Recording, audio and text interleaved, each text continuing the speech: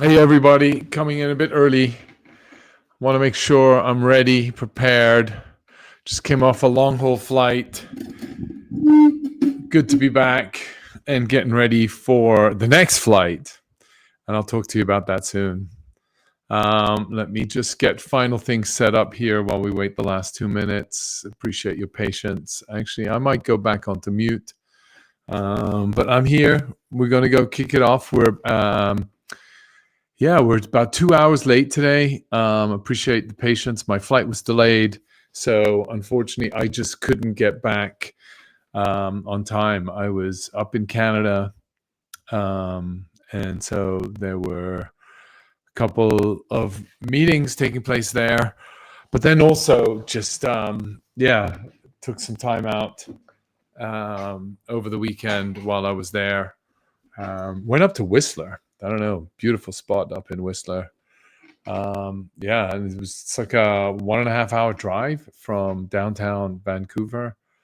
And so, it's just a beautiful day in the weekends. Got up early in the morning, 7 a.m., went to the gym.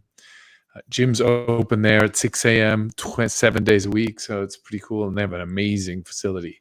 You could just imagine all the athletes up there doing their workout. And if any of you listen to Uncut, you know that we plan all our trips to get close to specific areas to try and keep the routine and build a consistency in the workout schedule, so we don't just get lazy and fat.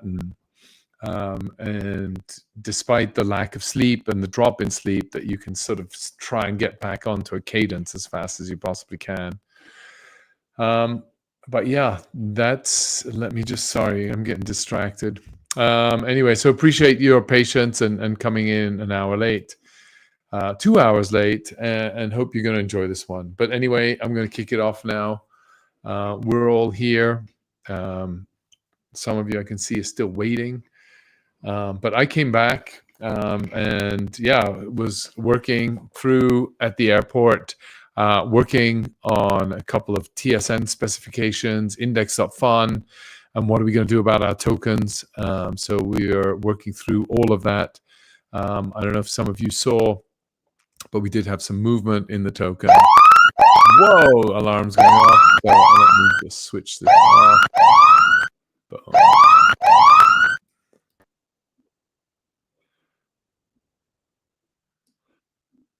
Okay, guys, here we are. Happy Tuesday, another week. What an amazing week it was last week, right? I mean, we had an amazing amount of activity. And it was, innovation, lots of movement in the market, especially in the fiat world. I mean, with SpaceX launch and the capture of the rocket with the chopsticks, the We Robot event, and I'll go into that a bit later. But hi, I'm Stefan Roost. I'm the founder of Laguna Labs. We're the developer behind Truflation and the Truth network that is out there and building its own app chain. And as usual, despite all the noise, despite all the activity, despite all the circumstances, we're continuing to build and continue to ship. And so that's been really a big focus for us, and we still will continue to do so. But there's been a lot of noise. So as some of you may know or not know, if you're joining new, if this is the first time here and you really like it, please just like, subscribe, follow us on Twitter, join us on Telegram, or on Discord. That's where you get lots of insights and you hear about a lot of alpha that we'll go into a little bit here as well. I mean, it's not really a lot of alpha. It's just general common sense that we try to deploy and try to find a level of discipline to set aside the appropriate funding so that we can continue to participate in the alpha that we know over the long term is going to take place. And these trends are mega trends that are shifting the dynamics in the world, despite all the minutiae that we deal with on a day-to-day basis. So basically I'm going to cover off a bit of news in the marketplace, what's going on, cover off some of the Truflation activity, and then go and address some of the questions that you have. So in this first section, just Obviously, a lot of people are feeling the pain of inflation. We've had 4 years, I was just listening earlier, right? So Boeing staff were asking for a 40% increase over the next 4 years and hadn't had an increase of, I think, about 8% it was over his past 4 years. And so if you think about the past 4 years, you've had a salary increase of 8%. In the meanwhile, as you can see per Truflation, we've had a 26% cost of living increase. So there's a definite mismatch. And I think, in the fairness of the Boeing workers, they did announce, or the union did announce to the management at Boeing that, you better save up. We're going to need to negotiate this time around. So here you can see true inflation over the last 4 years compounded, or 3.5 years, 26.26%. And so if over that same period of time, my salary's only gone up by 8%, that means that, I'm spending $1.25 to compare to what I did before, but I'm only earning $1.08 in contrast to it, so my overall cost of living has risen. And so my quality of living has dropped. And that's why you're seeing people are worried. Middle income households with negative views on their personal finances surge to new all-time highs. So people are really worried and have a negative view on the future and an outlook on the future. And rightly so, right? I mean, the debt's growing. You've seen it on the show all the time, and nobody's addressing it, and nobody really cares. Nobody seems to care at all, right? Well, we'll solve it. It's the way things go.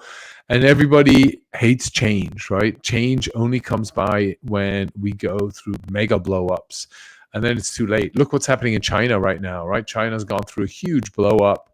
And to the magnitude, I think there's some $30 trillion or 25 to $30 trillion in wealth in the real estate sector that's just whoosh, poof, gone, right? So everybody's had to market the values of their real estate. And if you actually market all to market, you're looking at a 28 to 30 trillion dollar write-off. And we're getting to a point when the value of the property has dropped below 30%, that the mortgage is greater than the value of the property. Take that into account. Again, the mortgage of the property is greater than the value of the property, that same property, right? So those are things that are happening right now in China, and a lot of stimulus coming into the market now, right? So left, right, and it's going through the sort of real estate bubble burst that the US went through in 2008, and just at a different magnitude, because the difference in China is that nearly 70% of savings are all in real estate, not in equities, in real estate. So real estate is the safe haven in China. And so people have put a lot of their wealth into real estate. And now this thing is blowing up. And the Chinese government are continuously trying to come up with creative ways to incentivize and stimulate the economy. But yeah, so that's on the one side. And then you have this problem in the US, right? And you can see that it is a bigger problem, right? I mean, we highlighted some of it before, but people are really worried, right? I mean, you can see here, how home prices are also up in the US 42% since 2020. And so, not only are the home prices up, you have the cost of capital gone up due to the interest rates. So that means it's more expensive to borrow. So if you add 40% on top of 40%, you now need to earn 80% more to comfortably be able to afford a home in a market today. So, wow, that's quite a big significant change, right? So what's that mean? BlackRock is one of the main reasons behind the scam. Yeah, I don't know about that, but maybe, who knows? That's something to find out. But I thought this was again, just highlighting why people are nervous and why people have negative views on their personal finances. Also, the fact that your car loans are underwater as well, right? So they can't keep up with the car loans. Yeah, a growing number of Americans with auto loans owe more than their vehicles are worth, right? So not only in China do they owe more to pay off the real estate that they buy or the property that they own. In the US, we have car loans are greater than the value of the car that we have. So all of these things are just flipping around, and so it's really changing the dynamics that's out there right now. I mean, on the flip side, we talked about We Robot a bit earlier, and I thought this was pretty amazing. I mean, what was achieved at one conference. And I don't know if you've seen some of the videos. There are lots of videos out there. Check them out. Farzad has a couple of good ones where they actually show you they built this little simulation city out there. So the cars are driving around. And here you can see, I thought this was pretty akin, sort of iRobot down the left. And then there's We Robot, which was the title of the event that Tesla held.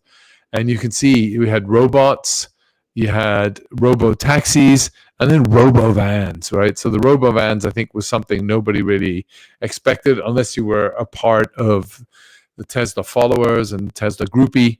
But I didn't know about the van. I thought the van was actually pretty cool. You could actually have your workshop in there. You could have your food truck. You could have your delivery. You could have it as a party bus, which I think was the key focus here. 20 people fit in there. Imagine that.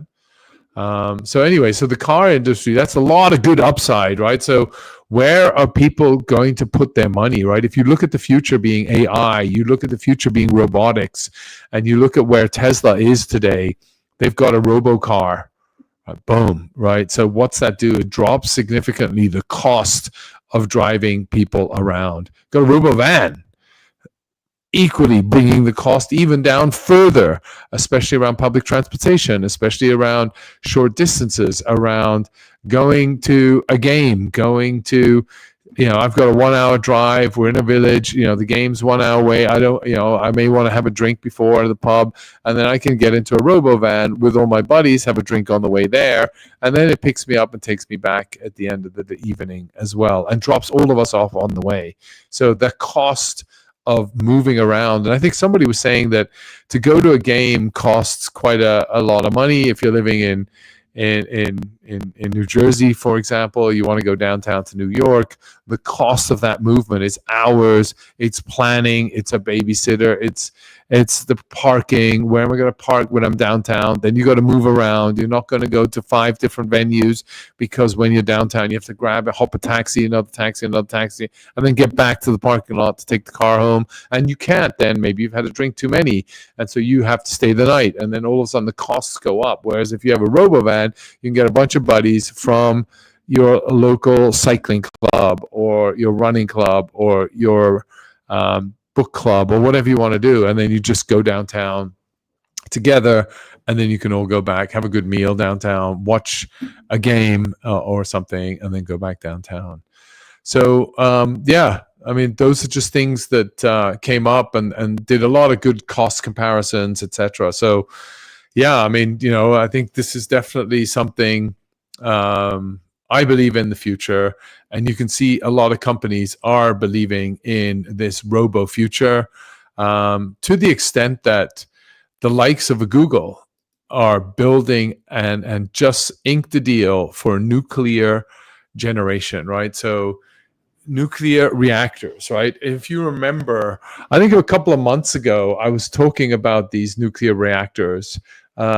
They are SMRs, right? Small modular reactors. That are being purchased. This one, they purchased from a group called Kairos Power. And Kairos Power seems to be a really interesting company, worth maybe having a look at. What do they do, right? And so I went to have a look at Kairos. So sorry. Let me step back a little bit. Why is Google doing this deal? Right?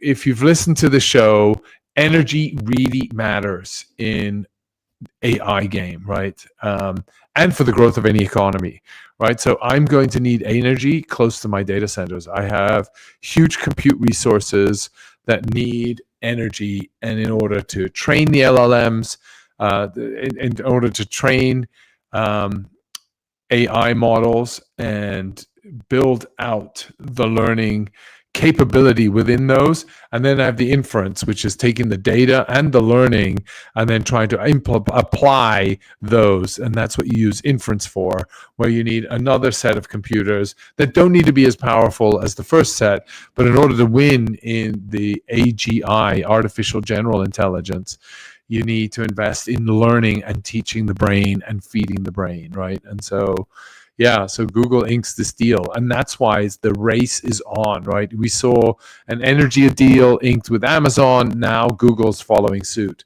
So energy is going to be a big category. Again, another area to think of for long-term prospects, and where to look at, right? So AI is a big prospect category. Energy is obviously a really big category because it's going to be the underlying picks and shovels that are going to feed the gold mining equivalent in AI, or data mining equivalent, right? And if you remember, a while back, I shared with you what Rolls-Royce was doing in the small, here we go, in the small modular reactors categories, the SMR, right? So I shared this with you last time we looked, and here you can just see what, let me just share. I don't know if you can hear this. Let me know.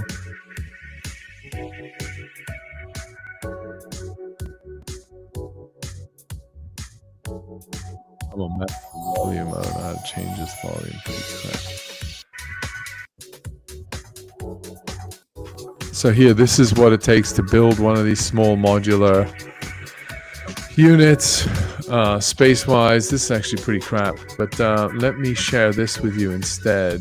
Here's a video that actually goes into a bit more how the importance is. I mean, they should improve their website if they want to sell these things. But the last one I was on was amazing, right? And so here, this is some...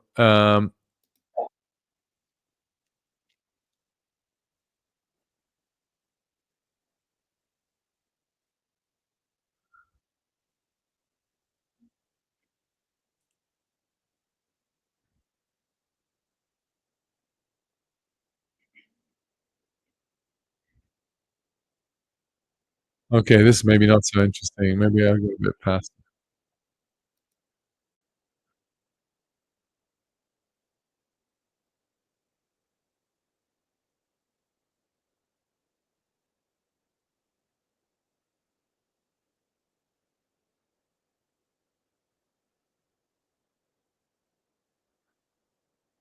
How do I get rid of that thing?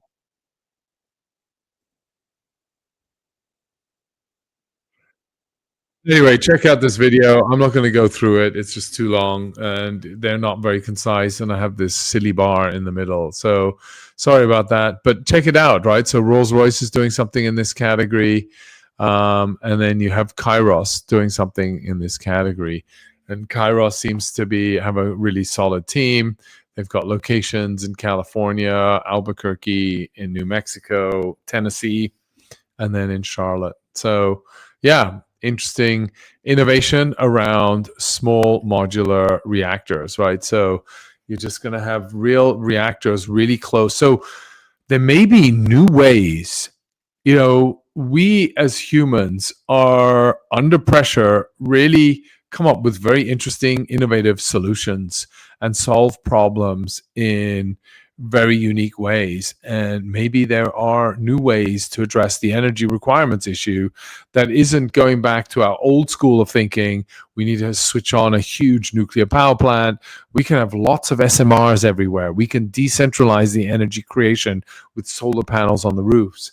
We can store them in batteries, right? We're going to have a whole set of different requirements and different producing capabilities that we hadn't thought of in the past. And the more investments and experimentation that takes place in this category results in newer models and more maturity associated with one of the models then standing out amongst the others, and then them being adopted, right? So I think we're going to see lots of interesting innovation in this category, right? So energy, right? I talked about energy earlier.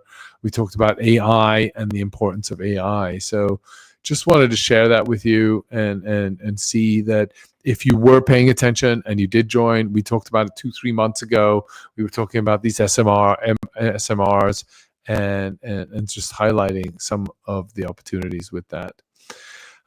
Yeah, sort of, I think that was pretty interesting. And electric, I know electric vehicles aren't always the hot trend, but we saw what Elon Musk can do.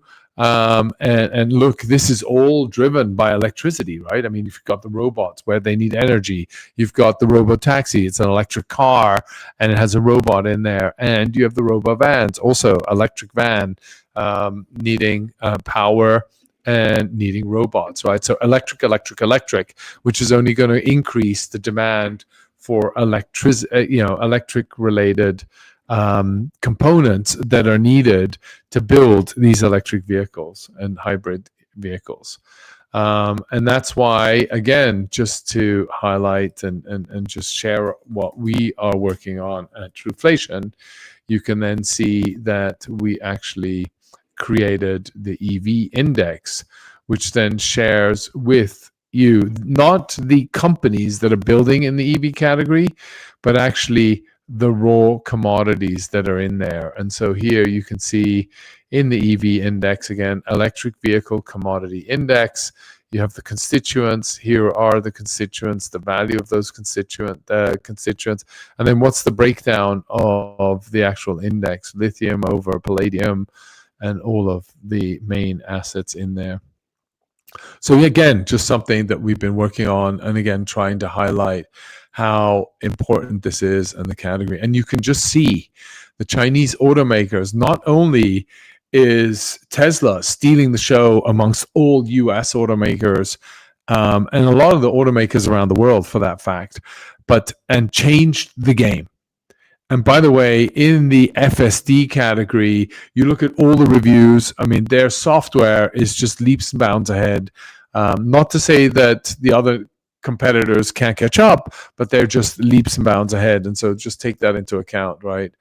Here you can see weeks after Europe imposed additional tariffs on electric vehicle made in China, the country's car companies were defiant at France's leading auto event.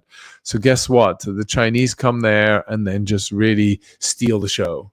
It's pretty impressive what these guys are doing. BYD was there.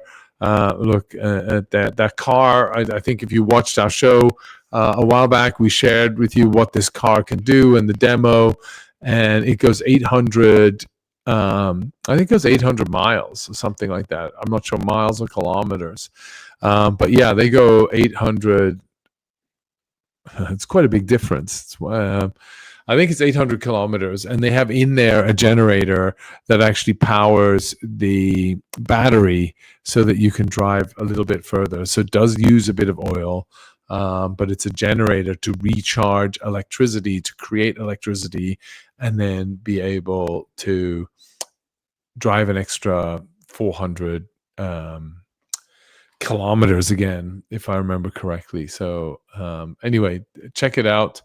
But yeah, just a lot of innovation happening around electric vehicles, robo vehicles, right? So a lot of innovation driving this. And so from a long-term perspective, definitely a nice opportunity to take a deeper dive and look into that. I didn't share any of that tab, did I? Here you go. You can view the tab right now.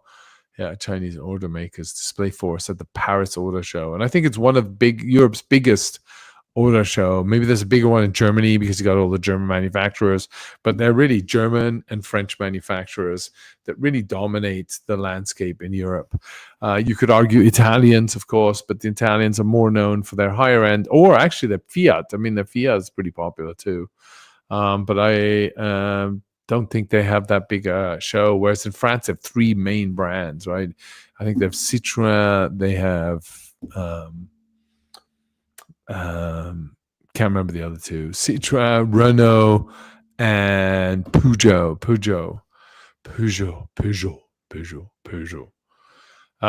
So that's it. So lots in the activity space, lots of great innovations, lots of opportunities if you keep your eyes open in this market. So just do your own research. Don't take this as investment advice. These are just general threads and themes that we're seeing across the landscape that are impacting the economy and where we will see growth come from.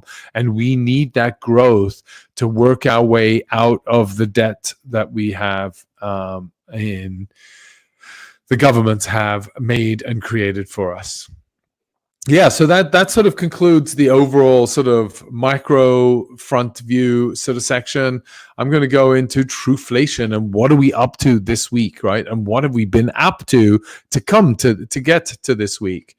So this week, as most of you know, I am going to be flying to Argentina. So I'm pretty excited and stoked about that. So it's my first time there. Any suggestions? I met somebody from Buenos Aires, gave me lots of good restaurant tips and things to do in Buenos Aires. Not that I'm going to have too much time to see different activities there, but it will be interesting to be there. And the agenda just came out, event structure, and so they haven't posted it here yet. But I will be speaking at the end of the day.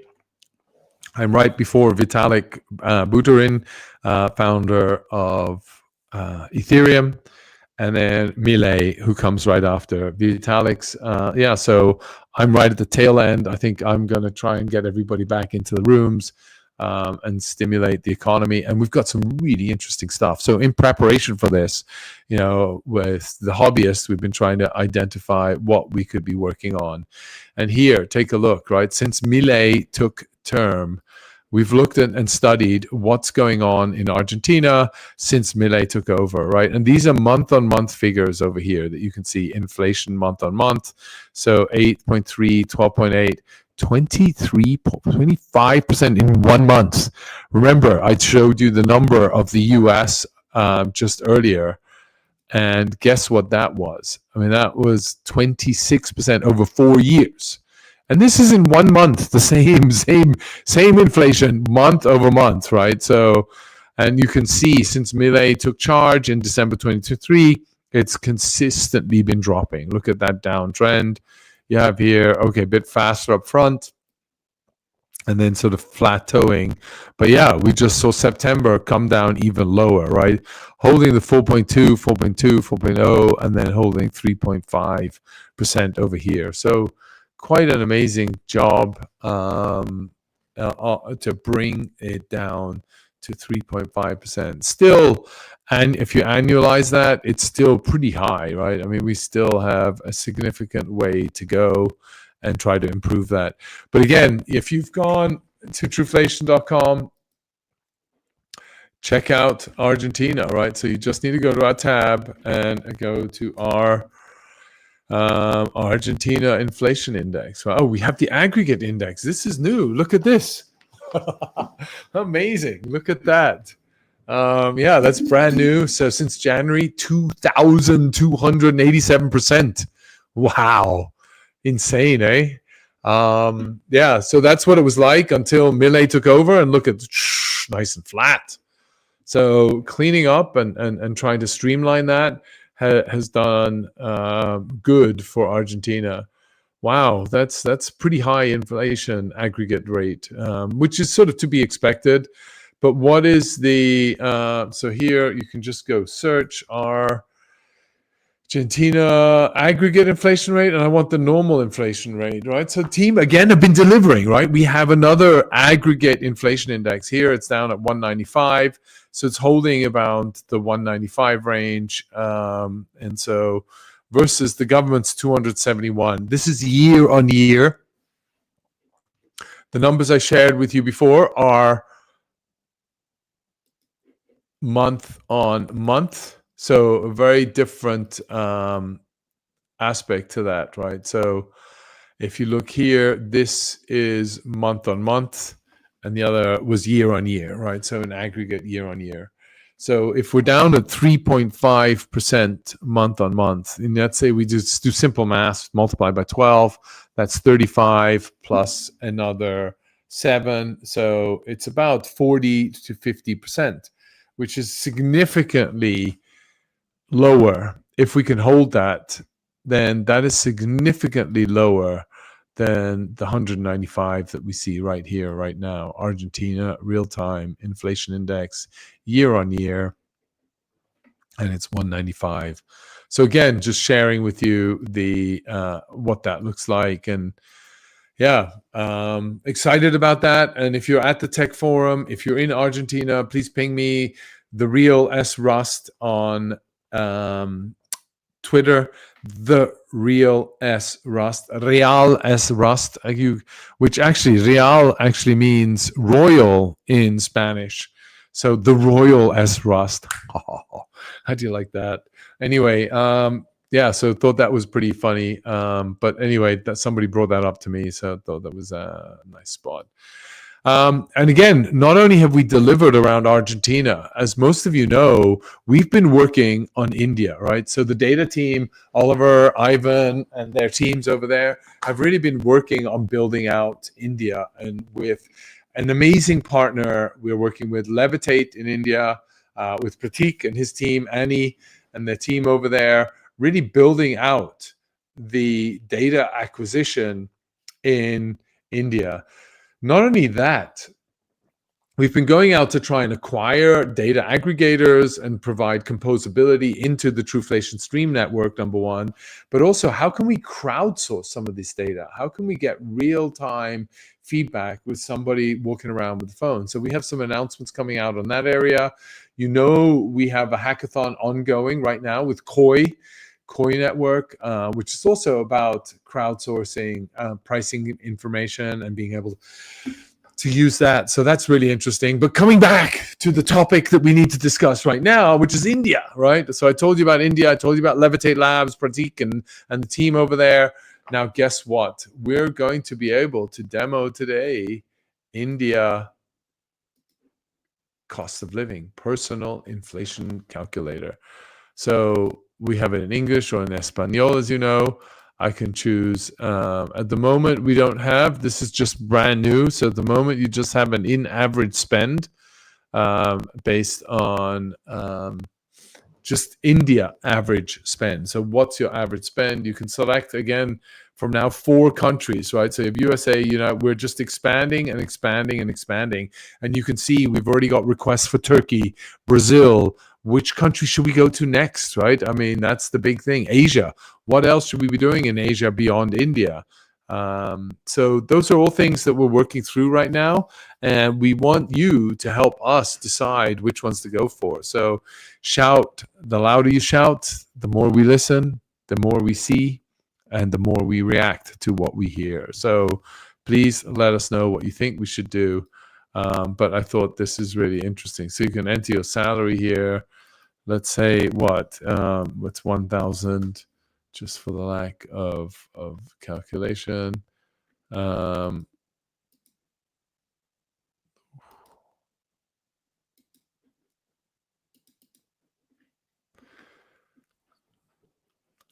Yeah, and then it should actually fill it in here. I don't know why it's not filling it in here.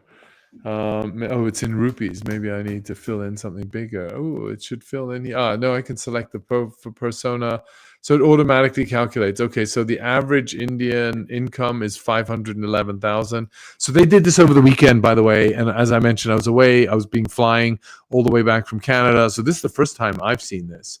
I saw the announcements. It's got a lot of pickup. I don't know if you've seen across social media, a lot of good presence, a lot of good engagement and activity. But here you can see, yeah, so here you can see on India average spend, and then you can see what the average spend is. What is inflation in India? Only 3.38%, so not too much. So pretty good. This is year on year, remember. So cost of living this year versus a year ago. So again, year on year, we're doing, yeah, nice. These are the breakdowns. Average income is 511 rupees.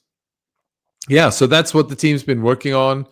Yeah, so that's yeah, pretty exciting. And yeah, super happy to see that this has come out, as well as the Argentinian aggregate index. So a lot of new innovation, and the team's pushing faster and faster to bring new products now that we've got the app chain going. A lot of this is coming from the app chain, and soon we'll have the metrics paid for the app chain, and you'll have an explorer where you can then follow transactions on the app chain itself. So pretty excited about that. Yeah, we also launched our real-time AI index. So I'm not sure if you saw that. Again, another index that we launched. So I can come here. I can go to Truflation. I can search AI, and then there you go, AI index. And here we can see, I already demoed this, so I don't know why I need to demo this again, but you've seen it. You can then compare it to the S&P 500. There you go. How is the AID underperformed? And what is in the AI index? You can see here, you've got AI, ASA, Akash, IOS, BitTensor, Render, Echelon Prime. So it seems like Render, yeah, so you can see them there and how they're performing. And then here, how did they perform overall against the movements and in the respective components that add up to the overview that you get over here. And you can see a huge spike from pretty much $60 on September 7th now to nearly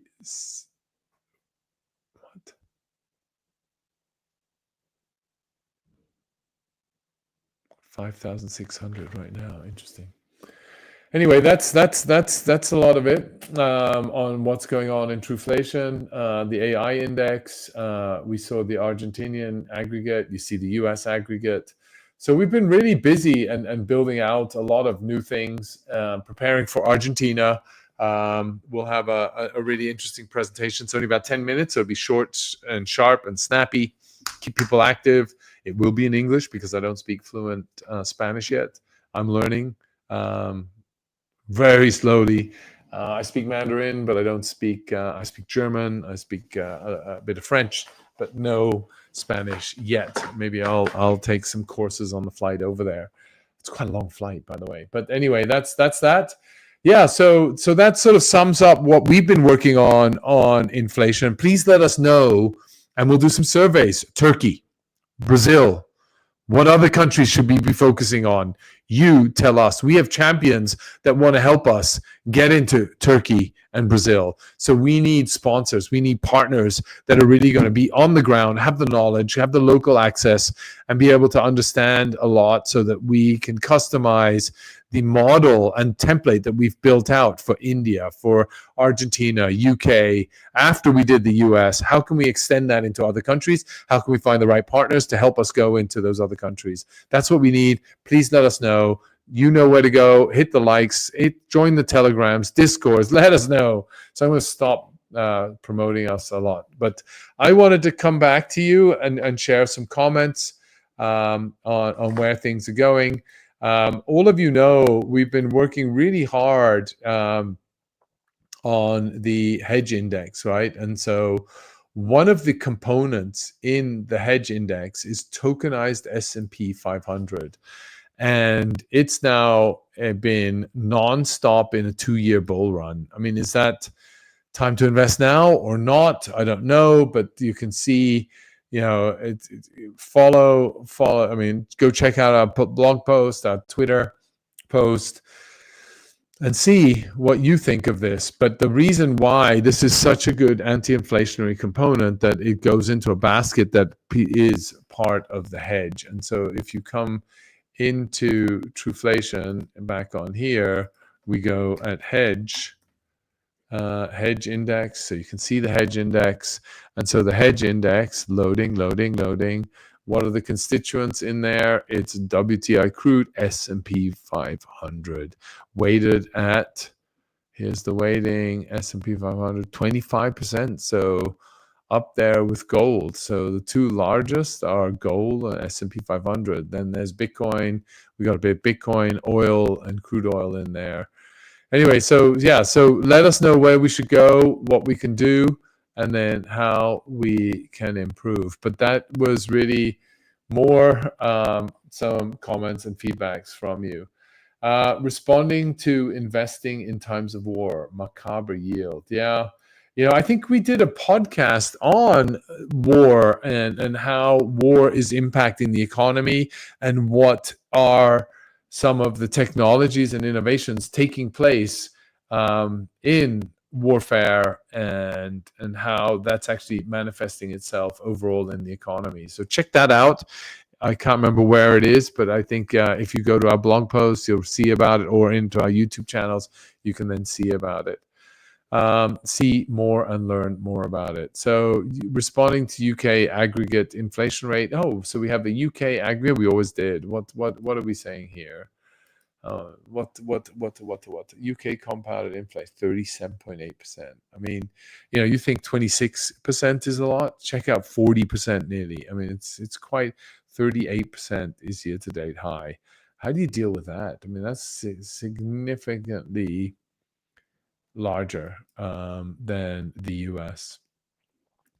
Real world inflation is in that time was roughly up 8%. Your investments much. Yeah. So I think one of the things that you need to remember is we talk about CPI a lot of the time, which is consumer price index. That's the durables, the goods that you spend your money on day to day. You go to the grocery store 10 times a month, right? So you're buying all of these items on a regular, consistent basis. So what does that mean? And how does that shift? That's what we are calculating here. But there's another metric that we're not calculating here. It's the asset price inflation. This is consumer price index. What is the asset price index? Excuse me. And so if you look at the asset price index, we're seeing a far greater, right? So S&P would be an asset that you bought. Your house would be an asset. So we saw the housing prices go up 42%. So that would imply that if you got in and you met the index, that your property that you purchased 4 years ago would be up by 40x. And the same with anybody for that matter, right? All the meanwhile, so that has an impact. But the asset price inflation, which is the housing, S&P 500, which I just shared, those have been going up far greater than inflation. So CPI right now is about 1% or year on year, right? Or 26% in aggregate over 3.5 years. And so if you look at that, so how, the only way to actually move the needle is to really try and get onto the asset curve and meet that 8% threshold that they're saying is what we need in order to retain asset price and asset value. Emma Morton, what's he talking about? He was asking, the thing we learn from history is that people don't learn from history. So history repeats itself. And I think we can all agree on that. Unfortunately, we study history. We have whole courses on history. We document a lot of history. But again, it does repeat itself, which is unfortunate.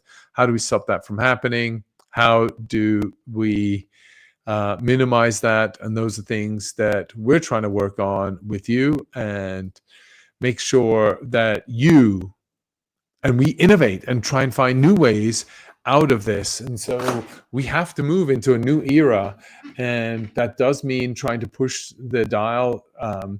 And how can we grow faster and still bring on board new team members to be creative and follow that growth, right? And so that's what it is. So because if we go faster and we can still hire people, we'll never consider layoffs, like they did at Walgreens. If you saw, I think it looks like Walgreens is going to shut down another 1,400 stores.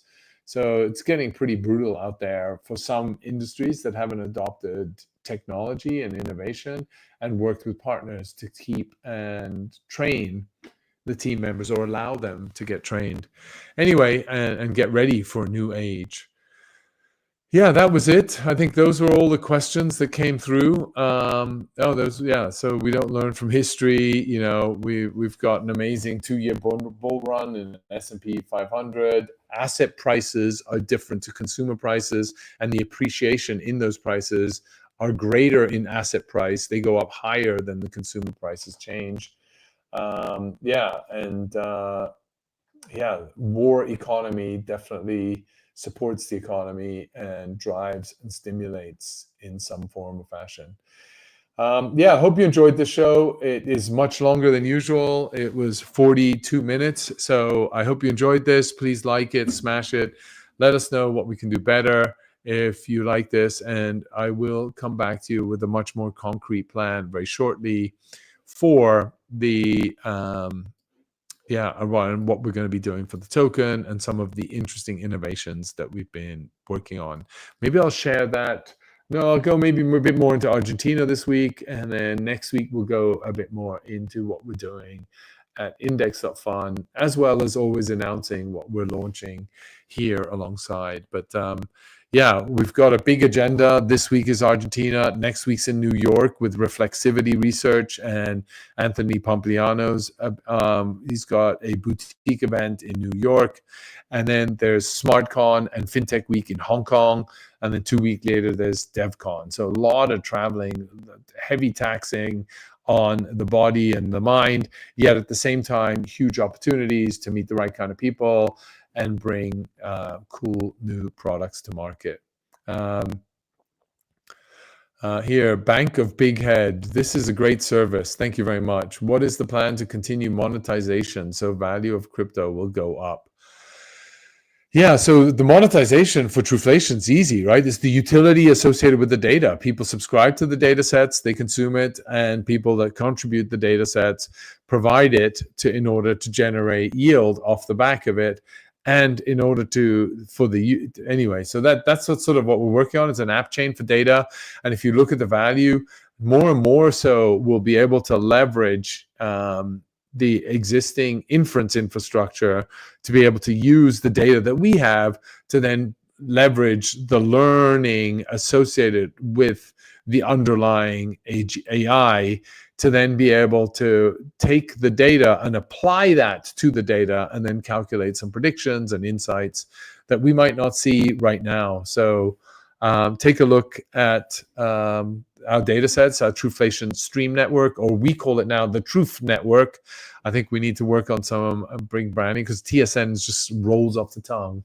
But Truth Network is really what it's about because it's the network of truth. If you go to find truth, you go to the network. And there's so much happening in terms of government, the lack of faith, the lack of trust that has been broken by only a small segment. So still a lot of people trust the government and like it the way it is. So, but we're here to just provide an alternative, right? And if you like it, take it.